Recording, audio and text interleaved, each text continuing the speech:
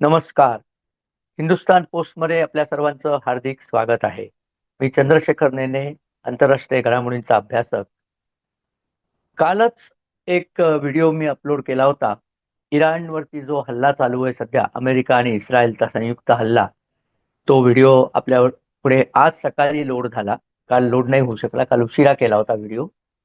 मी त्याच्यावर ज्या प्रतिक्रिया पाहिल्या, तर पहिलीच प्रतिक्रिया होती की तुम्हाला अजून कळलं नाही का की खामेनी मेलाय. आता हा व्हिडिओ आम्ही काल अपलोड केल्यामुळे तोपर्यंत खामेनी मेल्याचं कन्फर्मेशन आलेलं नव्हतं. आज ते कन्फर्मेशन आलं दुपारी आणि त्यामुळे आज लगेच म्हटलं एक व्हिडिओ करूया, कारण आपल्या सगळ्यांना प्रत्यक्ष तिथे काय चालू आहे त्याची वित्तम बातमी आपल्यापर्यंत पोहोचवायला पाहिजे आणि त्याचे भारतावर परिणाम काय होणार आहेत ते देखील आपल्याला बघायला लागेल. तसं सांगितलं तसं इराणचे सर्वोच्च धार्मिक नेते अली खामेनी यांचा मृत्यू झालेला आहे. इस्रायल आणि अमेरिका यांनी जी संयुक्त मोहीम इराण विरुद्ध हाती घेतली आहे, त्या मोहिमेमध्ये खामेनी यांना मारण्यात आलंय. आणि असं सांगितलं जातं की त्या मोहिमेचं इतकं काटेकोर नियोजन केलं गेलं होतं की त्यांना नुसतं खामेनी यांना मारायचं नव्हतं, तर त्यांचे इतर जे सल्लागार मंडळ आहे किंवा त्यांची काही जनरल्स आहेत त्या सगळ्यांना मारायचं होतं. त्यामुळे ते वाट बघत होते की यांची संयुक्त मीटिंग कधी होणार आहे. आणि ती संधी त्यांना इराणी वेळेप्रमाणे काल 10 वाजता, 10-10:30 वाजता मिळाली. आणि ती संधी मिळाल्यानंतर ते सगळेजण मीटिंग रूम मध्ये एकत्र जमले होते. अर्थातच ही बातमी त्यांच्यापैकीच कोणीतरी फोडली असणार आणि ज्यांनी फोडली तो अर्थात त्या मीटिंगला गेला नसणार. आणि त्या बिल्डिंगवरती प्रचंड प्रमाणावर इस्रायलनी मिसाईल्स आणि बॉम्बचा मारा केला. आणि त्या बिल्डिंग मधनं खामेनींना बाहेर काढण्यात आलं अशा बातम्या आल्यामुळे तोपर्यंत अमेरिका आणि इस्रायलनी सुद्धा सांगितलं नव्हतं की खामेनी मरण पावलेले आहेत. पण आज सकाळी इराणी मीडियाने सांगून टाकलं की खामेनींचा मृत्यू झालाय. आज अर्ली मॉर्निंग आपल्या वेळेला खामेनींचा मृत्यू झालेला आहे. आणि 40 दिवसाचा सरकारी दुखवटा पण जाहीर केलाय. त्यांच्याकडे सर्वोच्च नेत्याचा मृत्यू झाला तर 40 दिवसाचा दुखवटा जाहीर केला जातो. आता या मृत्यूचे परिणाम किती होत आहेत त्याच्यावरती मंथन चालू आहे आणि त्याचे परिणाम तातडीने दिसायला लागले. शिया आणि सुन्नींपैकी शिया ही लोक ही तशी माइल्ड असतात, पण एखादं संकट जर आलं तर ती अतिशय आक्रमक होतात असा आतापर्यंतचा अनुभव आहे. म्हणूनच इराण हा अशा आक्रमक परिस्थितीत कायम असतो. तर त्या आक्रमक परिस्थितीला अनुसरून जिथे जिथे शिया लोकांची बहुसंख्या आहे तिथे तिथे तातडीने आंदोलनं सुरू झाली आहेत, कारण त्यांचा कोणीतरी वडीलधारा घरातला गेल्यासारखीच तिथे परिस्थिती आहे. आणि आता ती आंदोलनं कुठे कुठे चालली आहेत. अर्थातच इराणमध्ये प्रचंड प्रमाणावरती लोक जमलेले आहेत. पण एक विशेष सांगायची गोष्ट म्हणजे खामेनी आणि त्यांचा जो सगळा मुल्ला मौलवींचा गट आहे त्यांनी गेले अनेक वर्ष, म्हणजे खरं म्हणजे 79 साली जेव्हा शहा इराणला त्याची उचलबांगडी झाली आणि आयातोल्ला खोमेनी राज्यावरती आले, तेव्हापासून इराणवरती कडक करकचून आवळलेला धार्मिक पाश आहे. आणि त्या धार्मिक पाशामध्ये बाकी सगळ्या गोष्टी गौण असून लोकांची भौतिक प्रगती याच्याकडे लक्षच दिलं जात नाही. आज मी तिला इराणमध्ये प्रचंड महागाई आहे, कारण अर्थव्यवस्थेची दुरवस्था झालेली आहे. त्याचं मुख्य कारण हे आहे की इराणच्या या अतिशय अतिरेकी वागण्यामुळे आणि पॅलेस्टीन आणि हुती आणि हिजबुल्ला यांना समर्थन देण्यामुळे, दहशतवादी कृत्यात सामील असल्यामुळे इराणवरती अमेरिकेने आणि अनेक पाश्चात्य राष्ट्रांनी निर्बंध घातलेले आहेत.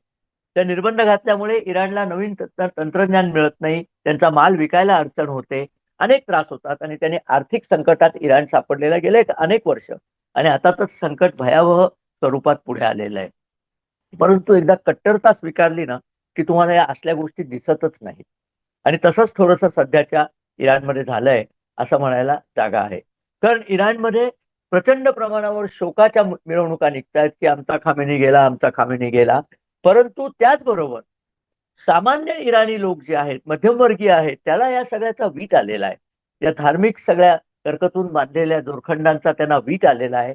आणि खामेनी मेल्याबद्दल इराणमध्येच काही ठिकाणी उत्सवी वातावरण आहे. लोक मिठाई वाटत फिरतात की एकदाची आमच्या डोक्यावरचा हा कलिपुरुष मेला. पण ही परिस्थिती इतर ठिकाणी नाहीये.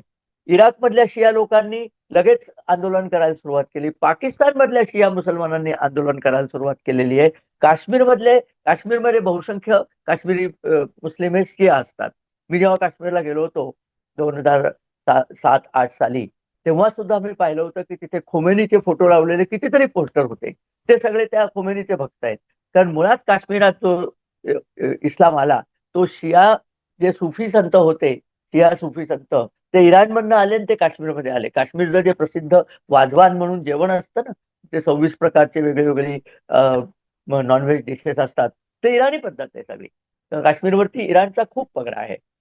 असो, कारण काश्मीर आणि इराण मधलं जे वातावरण आहे म्हणजे क्लायमेट, ते सुद्धा सेम आहे. कारण काश्मीर आणि इराण साधारण एकाच अक्षांशावर येतात. असो, तर या सगळ्यामुळे काश्मीरमध्ये सुद्धा संतापाने लोकांनी मोर्चे काढलेले आहेत की आमच्या खामेनीला का मारलं, आमच्या खामेनीला का मारलं, म्हणजे तो कसा वागत होता हे तुमच्या लक्षातच येत नव्हतं. आणि त्यामुळे हा सगळा रोष इस्रायल आणि अमेरिकेविरुद्ध एकवटला गेलाय. पाकिस्तानामध्ये अमेरिकन वकिलातीच्या पुढे आग लावण्याचे प्रकार झालेत, बॉम्ब हल्ला झालेला आहे, इथपर्यंत पाळी आलेली आहे. खुद्द अमेरिकेमध्ये सुद्धा ट्रम्प यांनी व्हाईट हाऊसवरती पहारा वाढवलेला आहे. कारण अमेरिकेतले कोणीतरी शिया अतिरेकी जाऊन व्हाईट हाऊसवर हल्ला करणारच नाहीत असं सांगता येत नाही. एकूणही अतिरेकी विचारसरणीच भयंकर घातक आहे. असा हा प्रकार चालू असताना आपल्याला दिसतंय की हे जे युद्ध आहे ते आता आणखीन चिघळणार आहे. खामेनी मेल्यामुळे लगेच युद्ध थांबेल अशी जी समजूत होती, तसं होत नाहीये. ते चिघळणारे म्हणजे काय, इराणने तातडीने उरलेल्या 7 मुस्लिम अरब राष्ट्रांवरती हल्ले सुरुवातीला केलेच होते, पण आता अधिक जोमाने ते हल्ले करायला लागले. दुबई दुबई या देशाने कधीही कुठल्याही पार्टीवरती हल्ला केलेला नाही. ते व्यापारी केंद्र आहे. पण दुबईवरती इराणनी हल्ले केलेत. आणि हल्ले कुठे केलेत, तर दुबईचा जो एअरपोर्ट आहे त्याच्यावर हल्ले केलेत. दुबईला सर्वात उंच जी इमारत आहे गल्फ बुर्ज अल खलिफा, त्या इमारतीच्या परिसरात त्यांनी हल्ले केले. शिवाय दुबईमध्ये अबुधाबीच्या जवळ जे अमेरिकन नौदलाचा बेस आहे, अमेरिकन सैन्याचा तळ आहे, त्याच्यावर हल्ले केले. कतारमध्ये अमेरिकन सैन्याचा अल उदेद इथे मोठा तळ आहे, त्याच्यावरती हल्ले झालेत.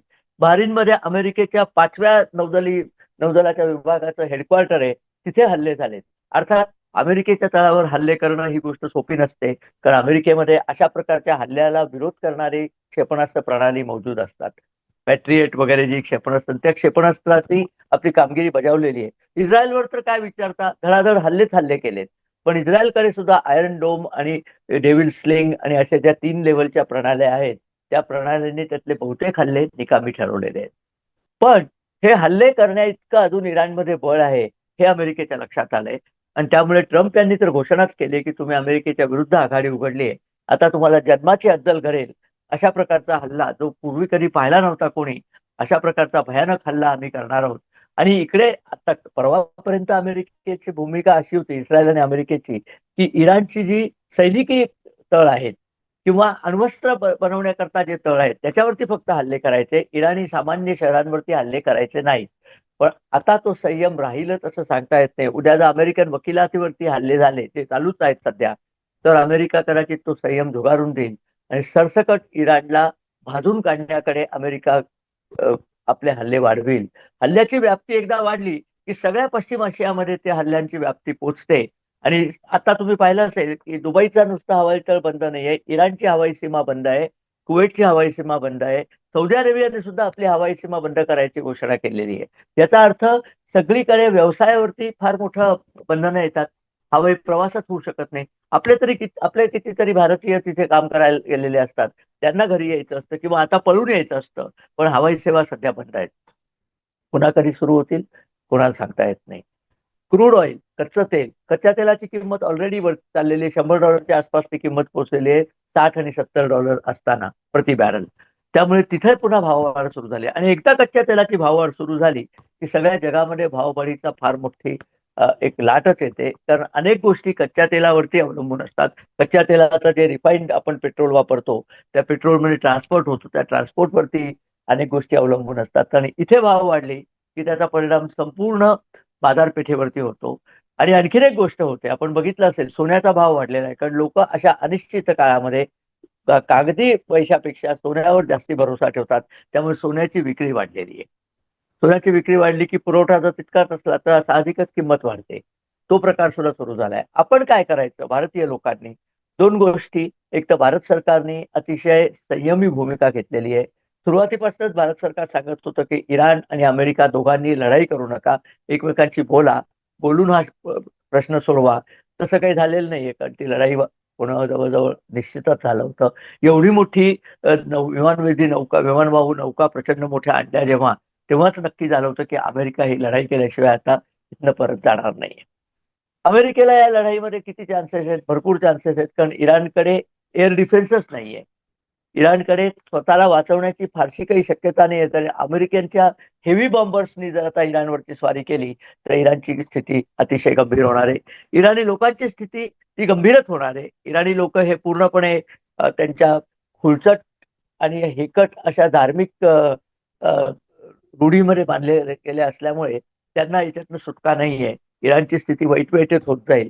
काही चतुर आणि शहाणे इराणी जर आता बाहेर पडले, इराणच्या बाहेर नाही, त्या सगळ्या परिस्थितीच्या बाहेर पडले आणि त्यांनी सरकार जर स्थापन केलं तर याच्यातनं दिलासा मिळू शकतो.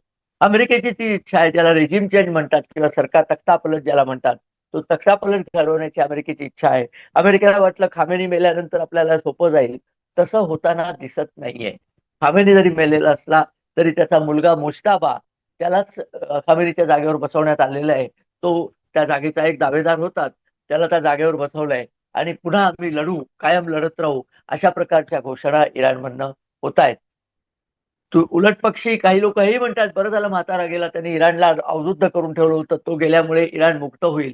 परंतु अशांची संख्या कमी आहे. आणि मुख्य म्हणजे पोलीस आणि IRGC, Iran Republican guard core, IRGC, ती जी एलिट म्हणजे अतिशय उच्च दर्जाची सैनिकी संस्था आहे, त्या संस्थेचा अजूनही या सगळ्या मौलवींच्या मंडळाला सपोर्ट आहे. आणि तो सपोर्ट असल्यामुळे ते गरज पडेल तेव्हा स्वतःच्याच प्रजेशी अत्यंत अमानुषपणे वागू शकतात, हे प्रजेलाही माहिती आहे. त्यामुळे आंदोलनावरती साहजिकच मर्यादा येते. पण म्हणूनच आता इस्रायल आणि अमेरिकेच्या विमानांनी तातडीने IRGCचे सगळे हेडक्वार्टर्स भेदायचं ठरवलंय. IRGCचे हेडक्वार्टर जिथे क्षेपणास्त्र लपवलेली आहेत त्या जागा आणि दारुगोळ्याची कोठारं ही उडवण्याचा कार्यक्रम सध्या जोरात सुरू आहे. त्या कार्यक्रमाला यश मिळालं आणि इराण दाती तृण धरून शरण आला तर यातनं काही सुटका आहे. तर पर्यावरणाचाही ऱ्हास होणं कमी होईल आणि तेलाची उपलब्धता जी आहे ती पुन्हा वाढेल. कारण इराणने आत्ताच तेलविहिरी बंद करायला सुरुवात केली आहे. त्या बंद म्हणजे ते वर्ण फक्त बूच मारतात, ते बूच काढता येतं.